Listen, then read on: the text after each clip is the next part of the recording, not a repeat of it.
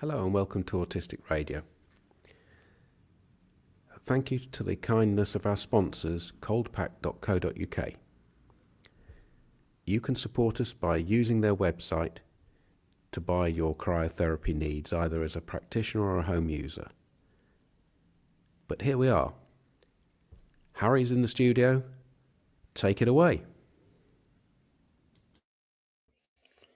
Thanks, Jules. Hello all. This is Harry's Facebook for Sunday, the 11th of January 2026. And this is where we discuss and share the Facebook posts that have been shared on the autisticradio.com Facebook page. And the first post is from Soulfully Neurodivergent, which is a personal blog. It shares the following. You know how we have the word mansplaining? We need a similar word for the neurotypicals doing that to neurodivergent people. What's people's thoughts?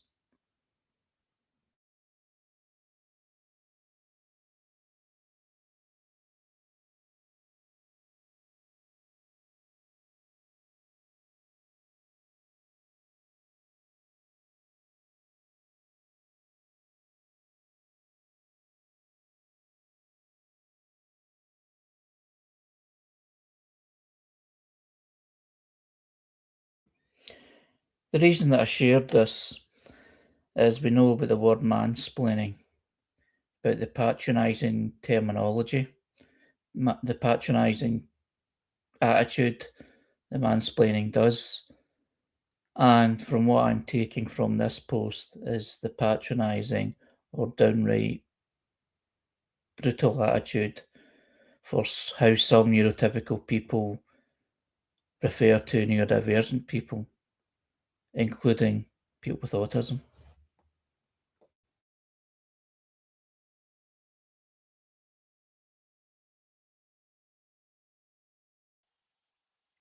I think I've only had that happen once with just a regular, member of society, but I feel it sometimes from professionals.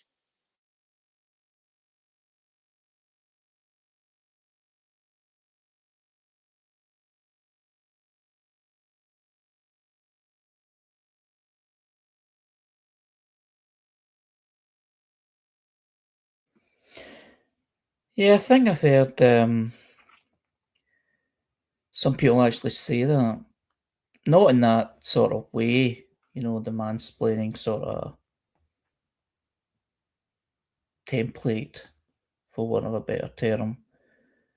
But someone telling someone who is neurodivergent what neurodivergent is, or autistic people what autism is, to them, even though they know what it is, but they're being told who they are and basically given a sort of life description, sort of being downtrodden and patronised. Or maybe not downtrodden, maybe that's a bit harsh, depending on the experience of whoever's had that experience. But basically doing it with good intentions, but still, it still leaves a bad taste in the mouth, even though it's done, not with bad intentions at all.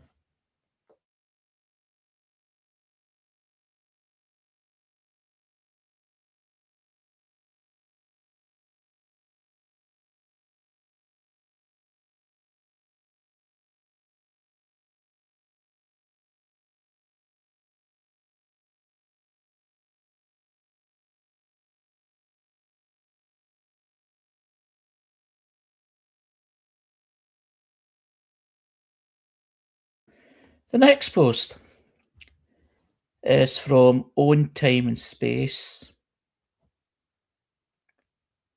who is a charity.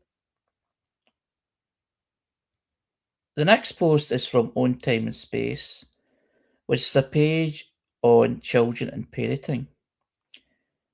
supporting and empowering neurodiverse families, lived experience and professional expertise, autism, psychology, education, SCN, PG CERT professionals, community groups, one-to-one family support, workshop and training on neurodivergence, advocacy for SEN based in the UK. And they shared the following. 2 years of own time and space. Today we celebrated everything this space stands for. Connection, creativity, regulation, laughter, and belonging. From messy play to movement, sensory calm to shared smiles, today was special. Thank you to every family who has walked through our doors, supported us, trusted us, and grown with us over the last 2 years. We are so proud of what this space has become, and we're only just getting started. And they share some pictures of what they do. What's people's thoughts?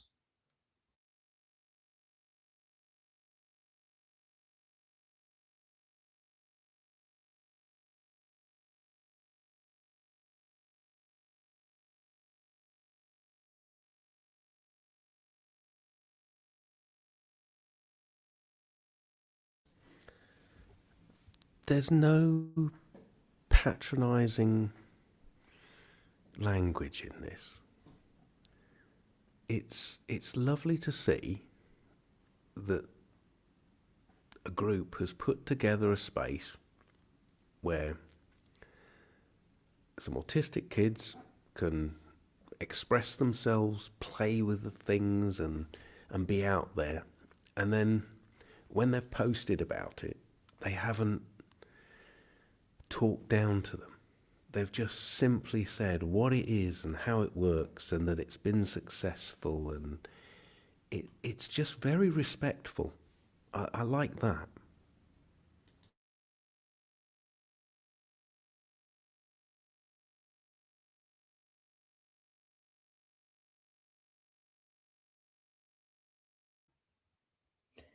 Yeah, I like it too.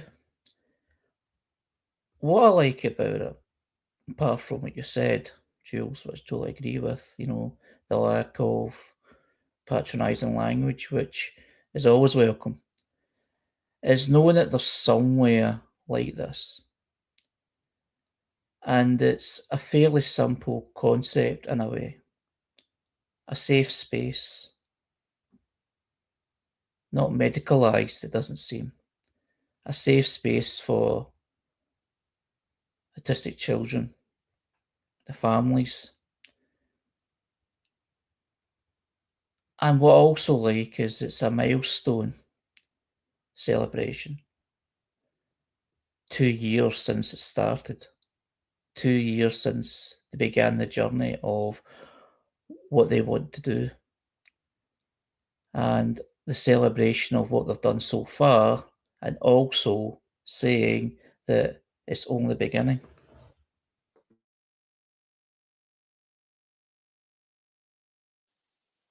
You know what I noticed? I'm picking up on the beauty of the photographs. The colors are very rich. Somebody spent a lot of time on these photographs. Many of them don't show the faces, except for this one, where the people involved in the activity just look so focused. And to me, that means whoever curated these photos really cares.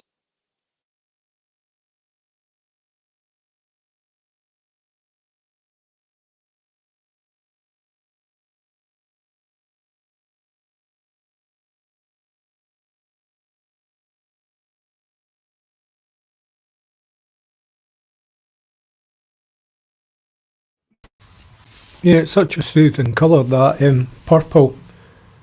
Although, everybody's different, and some folk like that colour and some won't, so it's not a matter of whether they like it or not, but we have to distinguish that people have different sensory realities.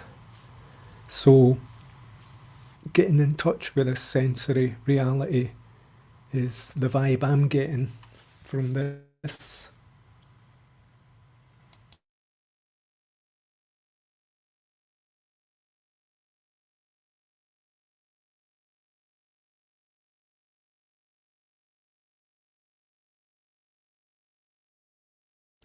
There's such simplicity in it as well. They've created a space with materials, and they appear to be letting the children decide what it's all about. It doesn't seem imposed on them. And generally things get overcomplicated, especially when somebody's trying to help a different group than themselves. There's usually a controlling element to the whole thing. But just from this post, it looks as though they're allowing the kids themselves to lead it. And the intensity of what they're doing is created by themselves, rather than the normal thing is to have children being held by the hands and instructed, and children paraded to demonstrate what's happening. And they haven't done that here. And that gives the impression of the group as one that is really respectful of neurodivergence, just from this post. There will always be that adult guidance though, won't there? It's just a fact of life. I was having a kind of big debate this week with someone about, children's literature, stories for kids, and how these stories are never written by kids, they're written by adults, with that sort of childlike mind, perhaps at best. But what would a child write if it had the chance to write? Well, children do tell stories, but whether or not that's afforded is another matter. So, and there would be an element, I think, sometimes, maybe I'm assuming too much, but there would be an element of chaos sometimes in voluntary childhood activity. I can recall creating our own stories and realities when we were younger, and there was no adult guidance really in some of it, but that's kind of gone by the time you're a teenager and you're being well trained. So hopefully that's not too much what's going on there, but I thought I'd bring that in a wee bit given what you just said, Jules. I wholeheartedly agree with you, Ray. But parents generally, when they're doing their best work, they're not directing. They're supporting and enabling, but they're not directing. I know we live busy worlds and there's safeguarding and there's just get things done because we have to go on to the next thing. But when parents are able to do their best work with their kids, it's the supporting thing. And I think that moves over to the autistic, non-autistic world. When services are there designed for autistic people, they are designed for autistic people, not by autistic people. And they are generally prescriptive, and even with the best intention, they don't just benignly suppression from this, that's what's happening.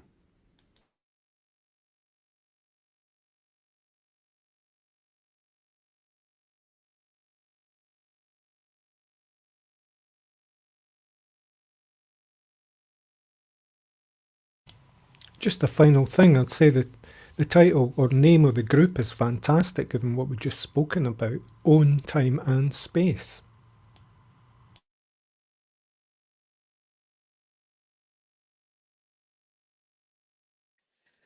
Oh yeah, like a double meaning on own.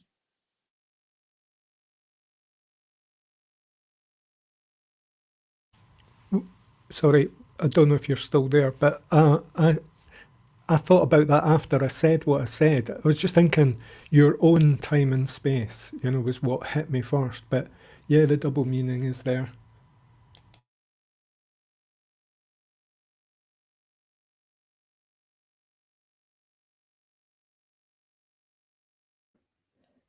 The next post is from myself. It's my inspired mind, Harry's blog. And what it talks about is a football fan's journey, Dumbarton FC.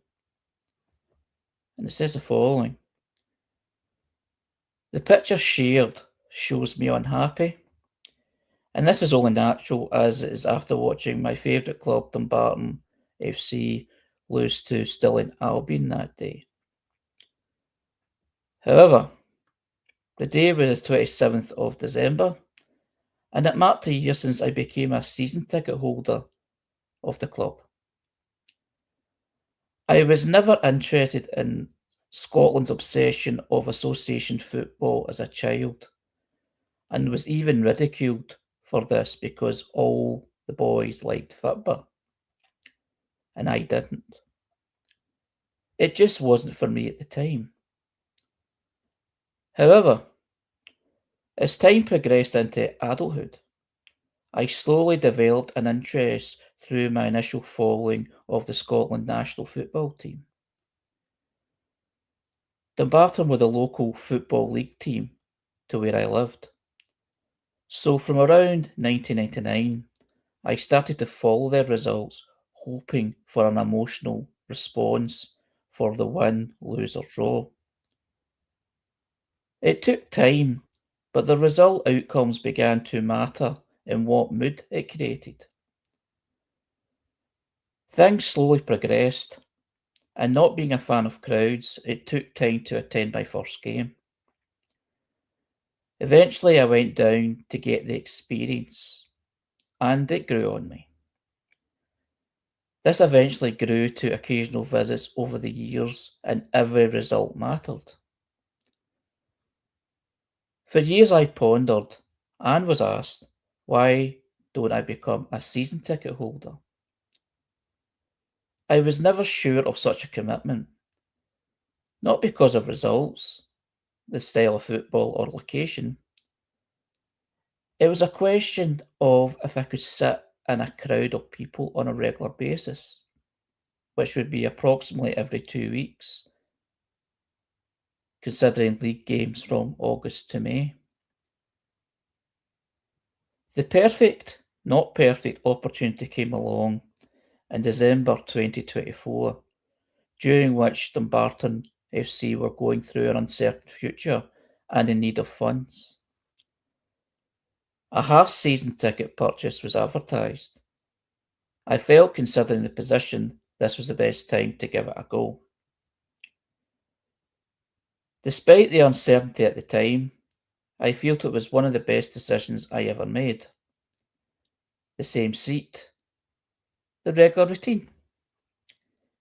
Even though performances and results weren't great, and things remained uncertain for a time, I felt comfortable. I was happy to be there. I was happy of the new regular date in the diary. Eventually, the club was thankfully saved from certainty with new owner Mario Laponte taking over. When the season ended in May 2025, I was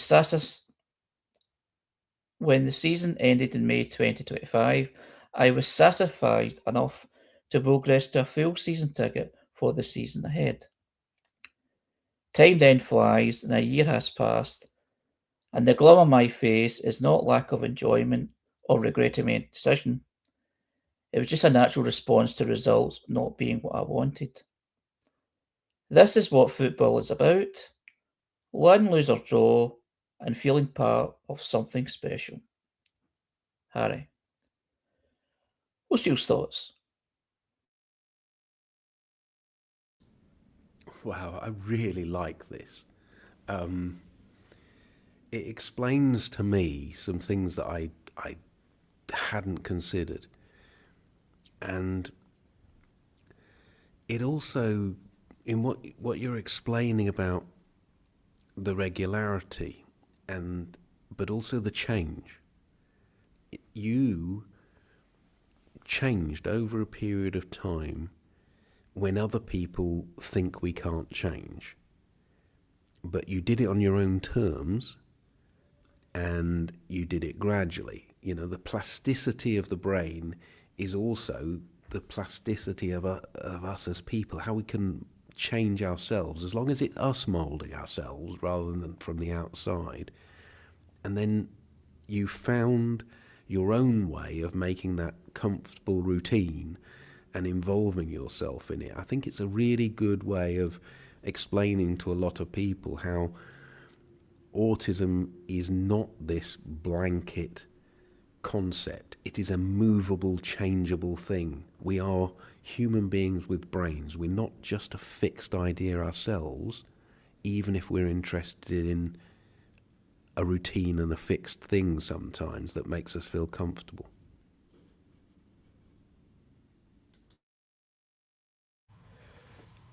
This is what I used to refer to as finding an in to something.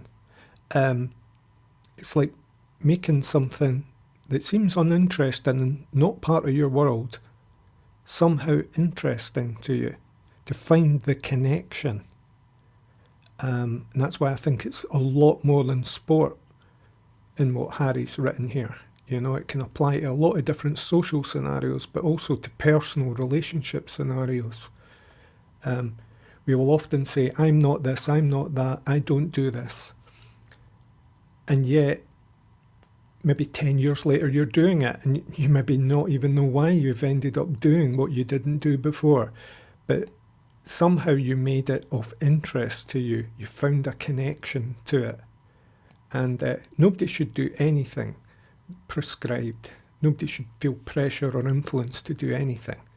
But if you can find your own connection and open up to that, that's kind of living, isn't it?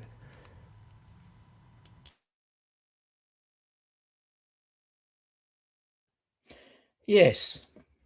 The interesting thing is what's brought anything of interest to me is by someone suggesting something, a friend.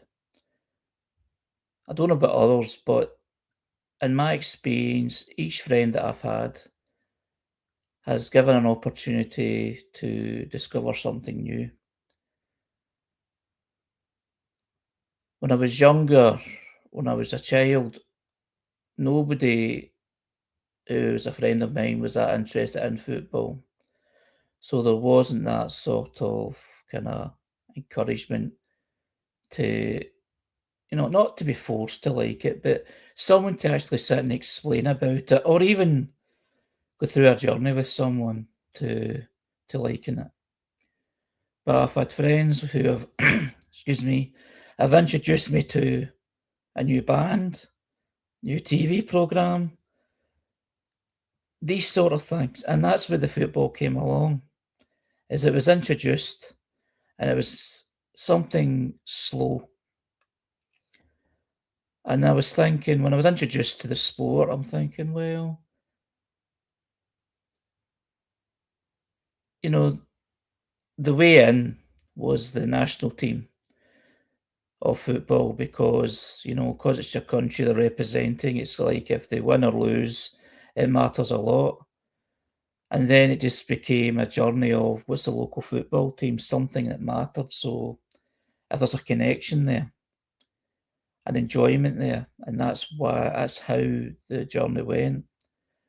But I think the most important thing that I wanted to put in this particular blog, and what's been discussed already, is it was my decision to pursue that passion, to pursue that hobby, to do that thing. There was no heavy encouragement or saying that you must do this. It was like a kind of gradual journey. I mean, there might have been that instance where I would be interested, and I thought, no, it's not for me, and I'd move on. Even though I can't think of anything at the moment, there must have been things I've tried, and I thought, no, that's not for me, and I've moved on. But this was something that did. It kind of had a connection, it had a meaning. It's something I was interested in. And I don't know about other autistic people, but there's not a lot I like. There's certain things that I like, and it's a comfort blanket in a way, knowing that there's things that I definitely like and comfortable with. And that's what I was putting across in this blog. And this sort of kind of normal thing that if you need to like something in childhood to like something later in life, which, as we know, a lot of nonsense. It's about experience and about life, and it's about, as Jules has actually said already, is that autistic people aren't fixed human beings and willing to experience things in different times of life, childhood, adulthood, late adulthood. It's just the journey of life, and that's what I was trying to illustrate in the blog. Harry, would you say a big thing here is trust? Because that's what I'm feeling. Trust in your friends, obviously, because they're kind of introducing you to things. But also, I've found trust in yourself to be confident in what you like and what you want. Because sometimes knowing what you want can be half the battle. Yes, that is true. Trust and feeling safe. And I like the buzz of discovering something that, hey, I like this. Because I feel within myself, maybe I'm not fussy, but I feel like I'm fussy. It's when I find something that I like, I grab hold onto it for dear life and just appreciate that that moment has come. And appreciate it so much that it becomes part of routine and it becomes something to look forward to and something lifelong. There can be a weird and exciting novelty in repetition.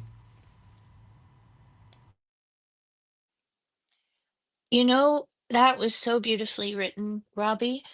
And to me, not to everybody, it is the most beautiful game. But I think to a lot of people around the world, it is a beautiful game.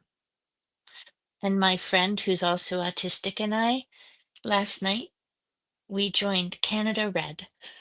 It's a big soccer fan club, and we call it soccer here. We have to distinguish it from American and Canadian football. But her special interest is football, and she does call it football because she went to university in Scotland.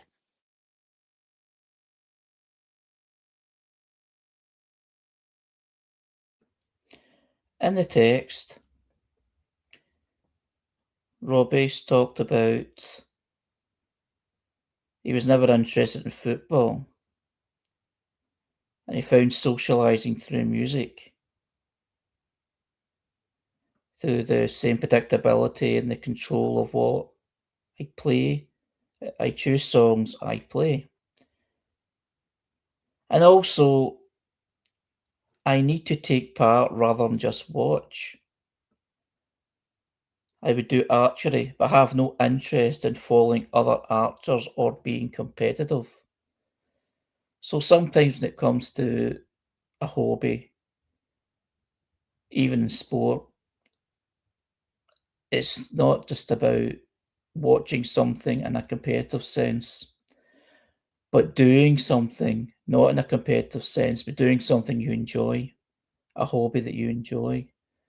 And in football, I did do that for some time. I did actually play it, but I was competitive in fairness. But I can see how people can do things and not be competitive. It's just doing something you enjoy.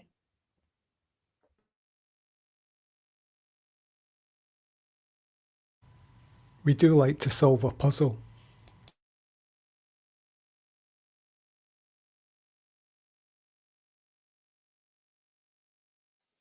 I'm more of a solo sport person, like running, cycling, little triathlons. Not anymore though, but cycling still, yeah. The only companion I have is my dog in his basket.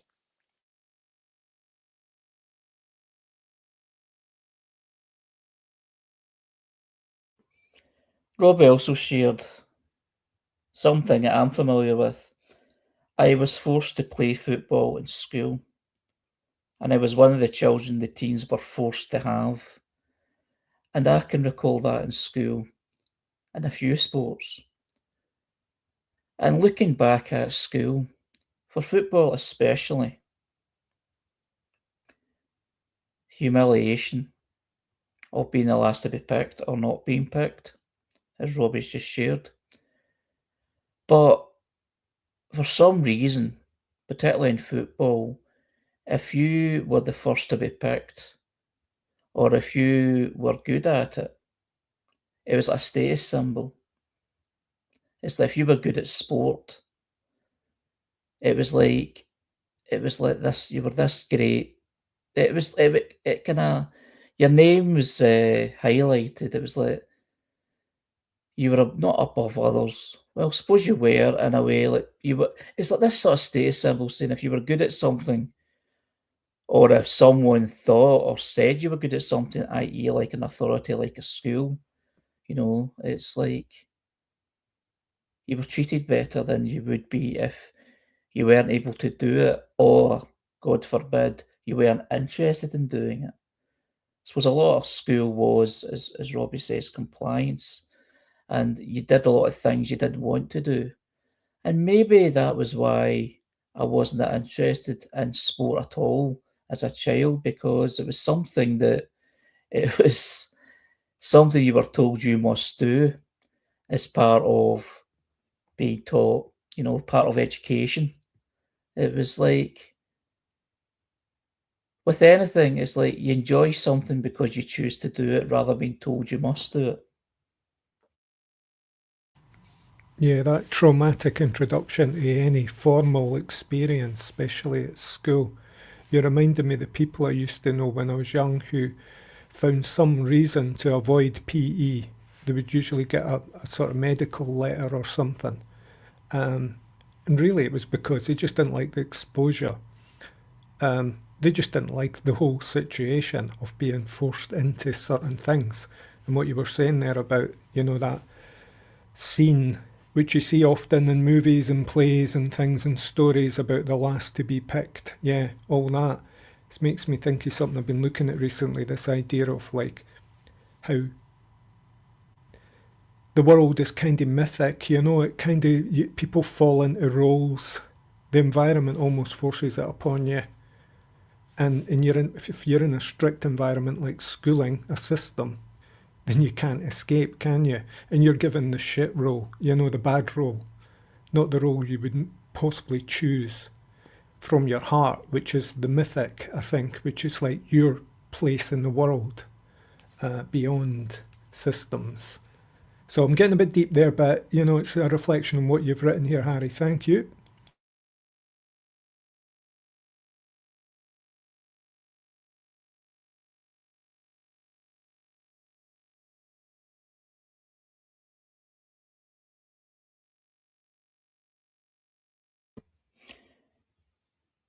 Yeah, cheers for sharing. Me too. Last picked and often had the basketball thrown at my head on purpose. Luckily, my sister was athletic in the team sport way and stuck up for me. I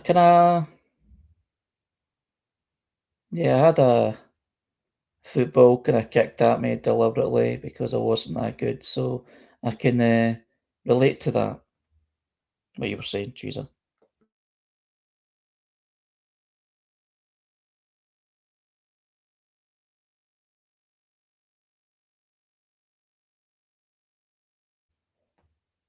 The next post is from Else for Autism,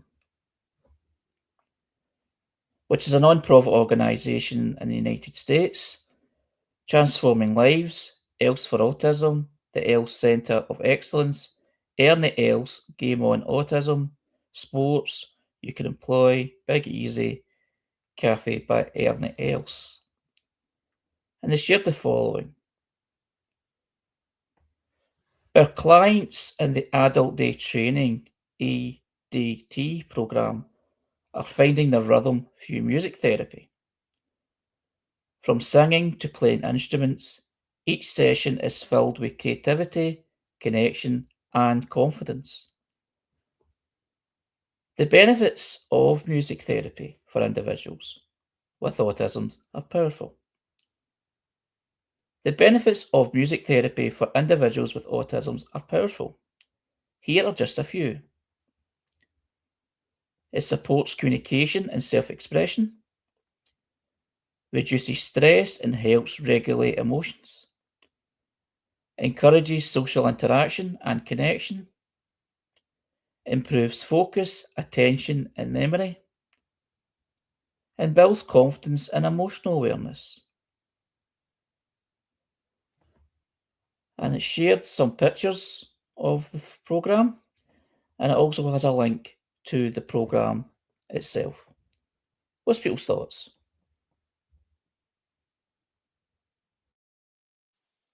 This place looks like fun, too. And I just looked up who Ernie Els was. His son is autistic, and this looks really good.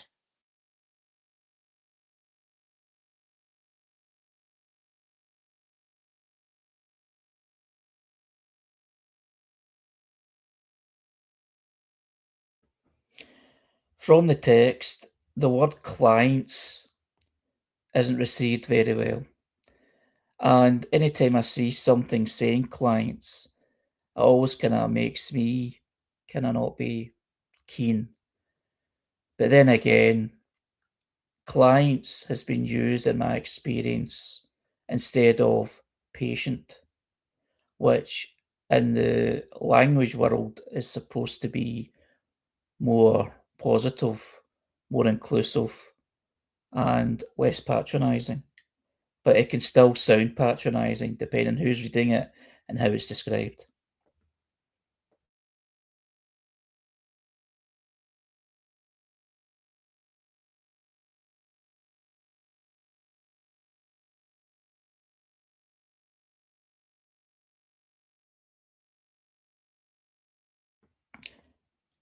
The next post is from Diversity Kids. It's a community page. Programs, tips, strategies, resources, support, coaching, and training around inclusion and diversity in children's services and education.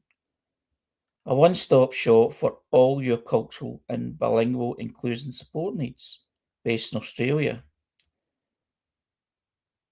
And they share a quote, which is unknown source. But the quote says, "They laugh at me because I'm different. I laugh at them because they're all the same." What's people's thoughts?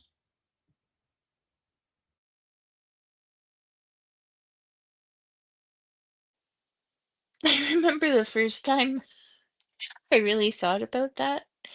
I was out with my daughter, who is neurodivergent, and maybe she was 12, and we were in this really hip part of town, and these two teenagers were dressed identically, but in a way that they might have thought was 100% unique and really edgy. And my daughter said so loud that really loud. Do you think they phoned each other this morning to decide what to wear?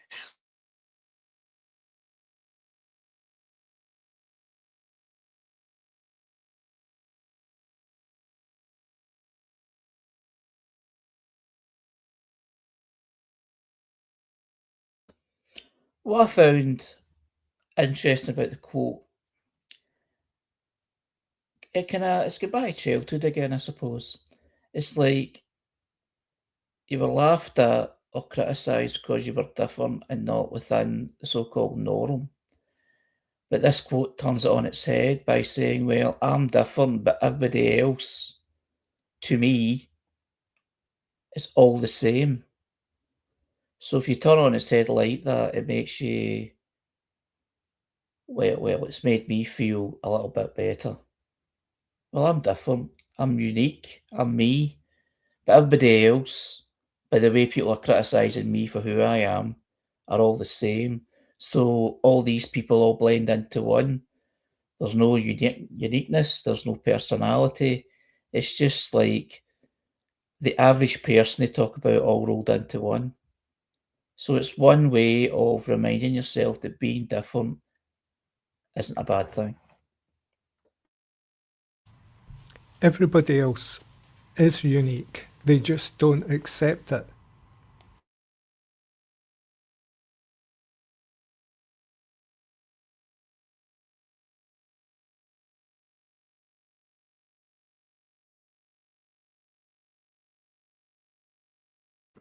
Yeah, that's one way of putting it, yeah. Everybody is unique, of course they are. But it's accepting it and not accepting it. The thing of keeping up with the Joneses sort of thing, the feeling to need to mask, suppress yourself, because if you do things too differently or do things naturally that you feel to do, it's like it's artificial and it's not real. And it gives a false sense to other people that may be more obviously different. And it gives a very confused message, a very damaging message, is that don't be yourself, comply and do what you're supposed to do in terms of these set rules that are given to you by people that probably don't even follow those rules themselves. Takes a lot more bravery to be different. Try again, Robbie, sorry. Takes a lot more bravery to be different and not follow the trends.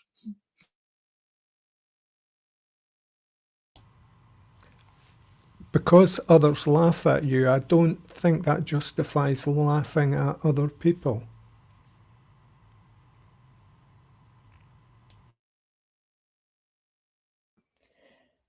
Not laughing at other people, but laughing back at the people that are trying to laugh at you. And what Robbie says is about fashion, about what you wear. I mean, I remember I've been told, and this is in adulthood, that I dress like an old man.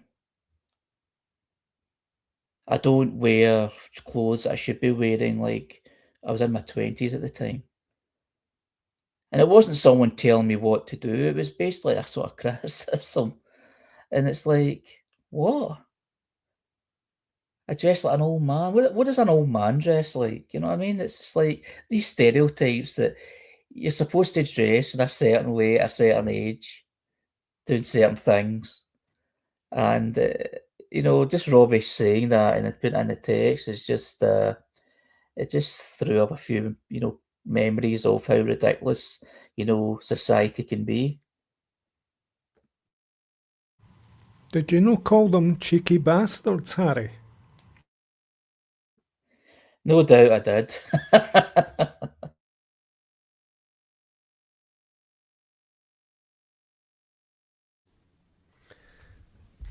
I'm here in Goa at the moment in India, and I'm in a kind of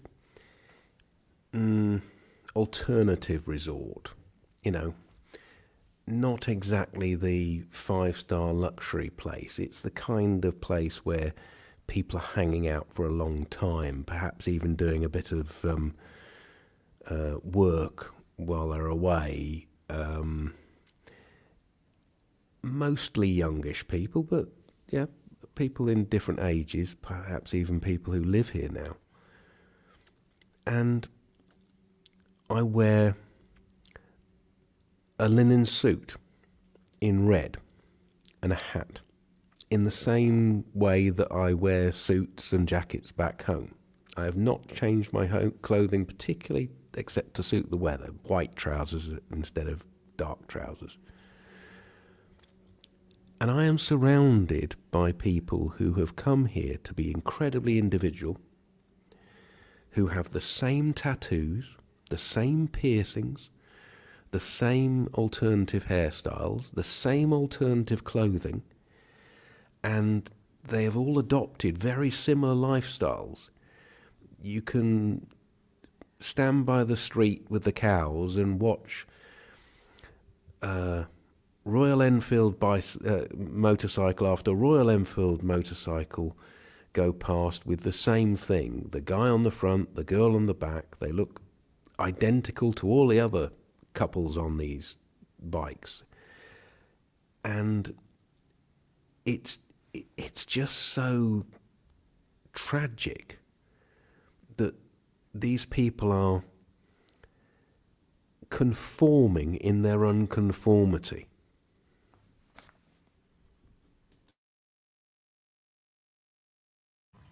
Well, it's commercial, isn't it?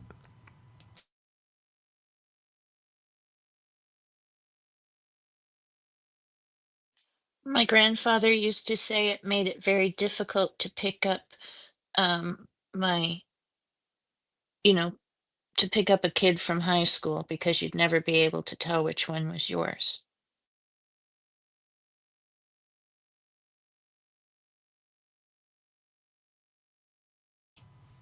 I remember looking at those really baggy pants that hippies wear. They're kind of like Sultan pants or something. And I thought, they look like they may be very comfortable. And then when I investigated, the price of them was unbelievable. Now, if you've got a friend in the family who's really good at making clothes, then maybe you could make up your own, buy some fabrics and get in the sewing machine, whatever. I had an ex who used to make me baggy trousers. But that's what I mean by commercial. There's like an industry out there selling alternative clothing and alternative culture to people. You don't have to get any of these things made. They're cheap as chips. Because when people get back to the UK, they put them all in the charity shops because they can't wear these clothes that have been part of this lifestyle anymore. They have to then reconform to wherever they are. Oh, yeah, Jules, I do hunt the second-hand shops for items like this, but I never find them. It's pot luck.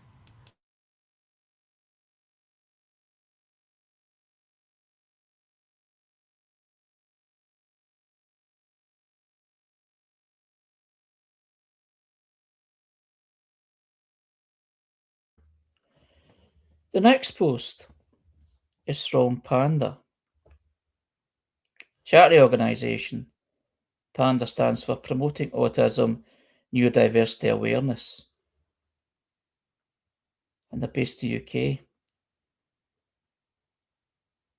And they shared the following. It's regarding EBA.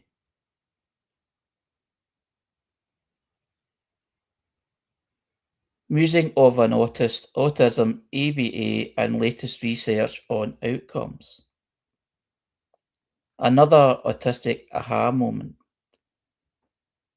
New research challenges the more hours, better outcomes idea in EBA therapy.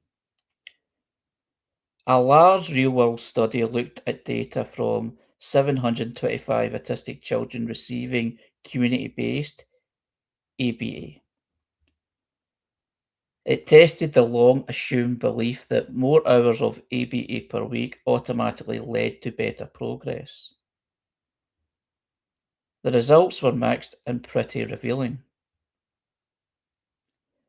Children who spent more time in EBA met more short-term goals, but higher hours actually predicted slower progress in communication and day-to-day adaptive skills. Dangerous or challenging behaviours improved over time, regardless of how many hours children received. The researchers also found that a child's initial communication abilities were a stronger predictor of progress than their EBA dosage. Their conclusion: people need to rethink the idea that intensity is a key factor. ABA practice guidelines might need to tone down the one-size-fits-all push for 30 to 40 hours a week, because quality, individual differences, and meaningful progress matter more than clocking hours. But our belief at Panda is that the best dosage of ABA is 0 hours. Any intervention should have first do no harm as a base rock principle. And many autistic adults and self-advocates say ABA has harmed them by prioritising compliance and normalising their behaviour over their autonomy, comfort and identity, with some describing it as a traumatising or even comparable to conversion therapy. Common themes in first-hand accounts of those who suffered such therapy include being trained to mask autistic traits, having boundaries and communication of distress ignored, and developing anxiety, PTSD-like symptoms, or lifelong difficulties around consent and saying no. So I say it again and again and again. Anything that affects us must be shaped by us. What's people's thoughts?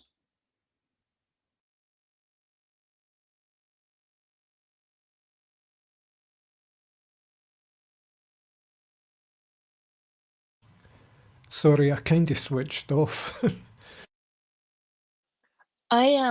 What I would think is, when you were reading it, I was growing tense, growing tense, growing tense until they said it should begin at 0. And my question was going to be, I think ABA in some kind of heavy dose could only lead to a highly masked, really stressed, traumatized person.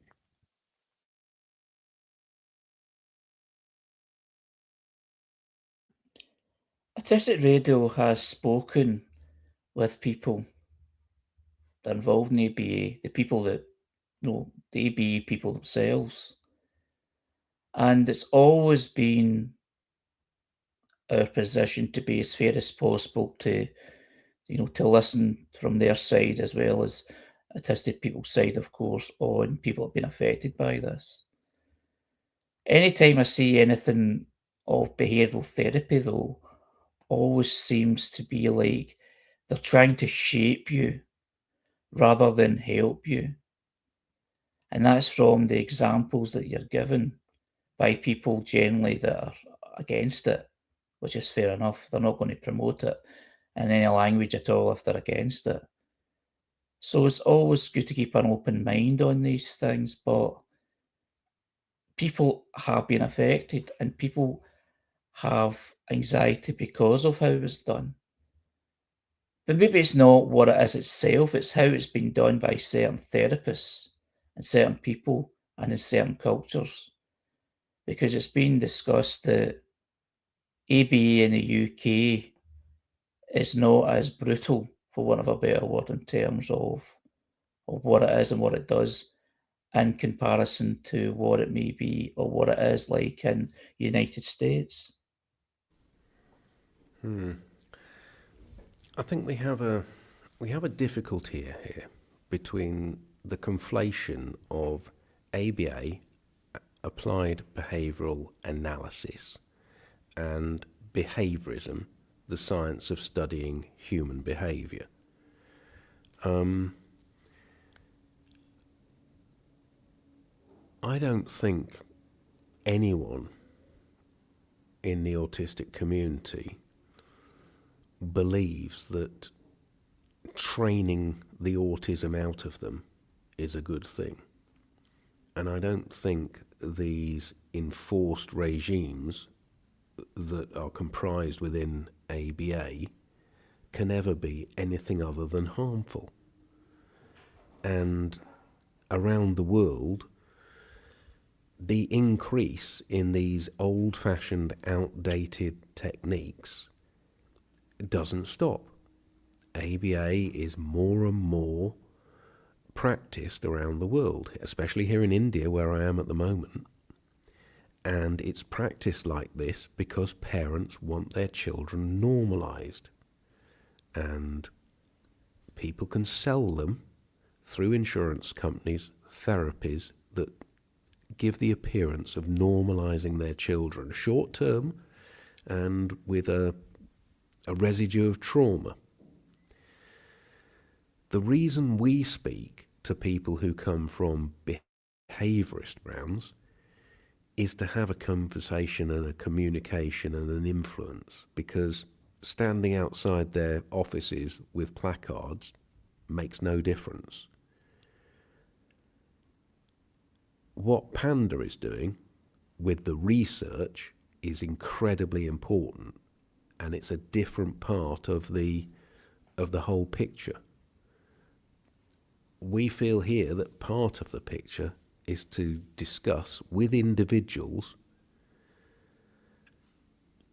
and give them a little bit more insight and lead them to understand where some of the things that they think are progressive and have changed from these old-fashioned ideas actually are still the same thing. We understand that we can barely make a dent on this, that it's a scratch, but it's a scratch in the right direction. Having conversations with practitioners and making them say the things about being person-centered or following the client or supporting instead of overruling will eventually have tiny little changes and tiny little differences, and we all have to do it in our own way. So no, here at Autistic Radio, we do not support conversion therapy. We support having a conversation to try and change things in a tiny way. Does that final sentence indicate that there is still an acceptance of some kind of therapy? You know, anything that affects us must be shaped by us. It's not saying, like, yeah, no therapy at all. I mean, I might not be making myself totally clear here, but it's just, I think that's quite a positive kind of glint there, that instead of total rejection, there is, if we're going to go down this path of intervention, say, it must be done in consultation, with quality, with inclusiveness, and an open mind. I think you're right. And also what I like about this is that it uses a scientific method saying, you know, here's what happens with like full on, and that will allow people who are closed to listening to an all or nothing argument against it to pay attention, because people do respond positively to scientific methods. If that makes any sense. I felt really nervous at the start when they were reading it, but then I thought, oh, hey, I can learn something from this, and that some of the people who are, you know, old school about it would be able to listen to this. Well, thanks Yeah, everyone. Mm. Sorry, Raymond, you want to go? Just about your time, so give you. Not just about 30 seconds, it's just I'm doing that classic autistic thing, I feel, for me, of reading something backwards. The third last paragraph says any intervention should have first do no harm as a base rock principle. So in reading it backwards, I'm getting a wee bit more out of it than it was read the correct way, if you see what I mean. So anyway, I'll let you finish off tonight's show, Harry. Thanks, Raymond. Thanks, everyone. That was a great discussion, as always. And thanks to the people who shared these posts for the topics that we talked about tonight. So this is Harry's Facebook for Sunday, the 11th of January 2026, which is part of Spectrum Voices Conversation, which is live every Sunday from 5:55 p.m. to 7 p.m. UK time. And I look forward to doing the same next week, as always. So thank you once again, and good night.